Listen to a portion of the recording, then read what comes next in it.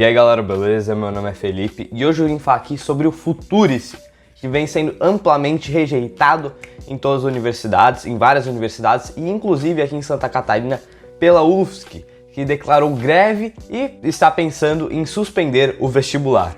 Minha intenção também não é ficar dando atenção para os grevistas, é falar a verdade sobre o Futurice. Então vamos lá.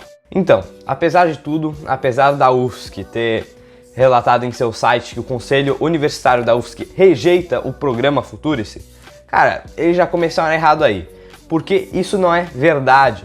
O Futurice nem é um programa.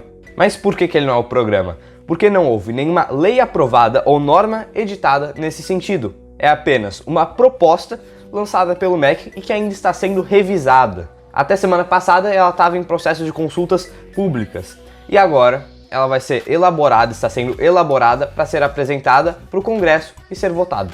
Entendendo o que aconteceu, que eles já começaram errado, que não é um programa, vamos lá, por que será que a UFSC rejeita tanto esse projeto? Antes de eu explicar o que é esse projeto, quais são suas medidas, vamos entender um pouquinho da situação financeira atual da UFSC. Só para vocês terem ideia da falta de planejamento financeiro da UFSC, hoje ela gasta 87,3% de toda a sua receita apenas para pagar inativos e sua folha de pagamento. O mais interessante é que nesses atos que estão rolando ao redor do país tem um monte de estudante dizendo que o governo quer tirar dinheiro da UFSC, quer acabar com a universidade, que não investe direito nela.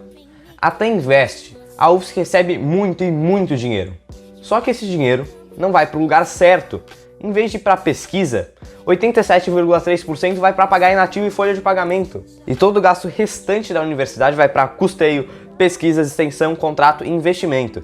E isso representa um pouco menos de 13% do orçamento da universidade. Agora, olhando esses dados, dá para entender porque o contingenciamento até que afetaria em algum ponto os gastos da UFSC. Porque não há planejamento, não houve planejamento com limite de gastos com o pessoal, deixando esses gastos chegarem em números insustentáveis. E graças a isso, a universidade fica sempre com um orçamento pressionado. Na falta de recursos alternativos, hoje, a UFSC tem 97,78% de seu orçamento oriundo do Tesouro, ou seja, vem do governo federal. E somente 2% vem de contribuição externa, vem de recursos externos. Esses recursos externos podem vir de alguma empresa, de algum investimento privado.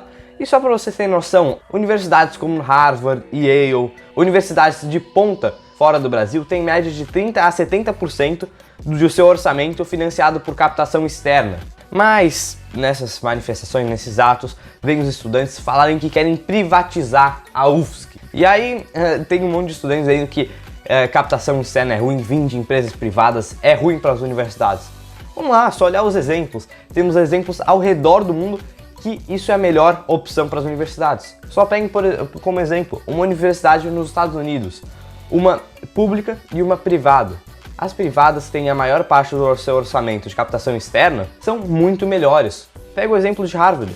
Por que você acha que você não ouve falar de quase nenhuma universidade pública dos Estados Unidos? E para tentar resolver todos esses problemas, o governo apresentou o Futurice. E quais que são os passos que o Futurice quer tomar para assim melhorar a qualidade das universidades no Brasil? O primeiro passo é a instituição de um teto de gastos com pessoal, que hoje representa um dos maiores gastos da UFSC e que não permite ela investir, por exemplo, em pesquisa, como os estudantes tanto reclamam. Depois viriam as parcerias público-privadas e os contratos de financiamento do uso do espaço imobiliário das universidades. Isso geraria uma receita com o patrimônio da universidade, que no caso da UFSC é enorme, porém é ocioso. E a última coisa que está gerando polêmica, que ronda o debate sobre o Futurice, é por fim a questão das organizações sociais cuidarem de partes das universidades. Então se você gostou do vídeo, gostou da explicação sobre o Futurice, por favor deixe seu like e se inscreva aqui no canal e não se esqueça de seguir as outras redes sociais do MBL.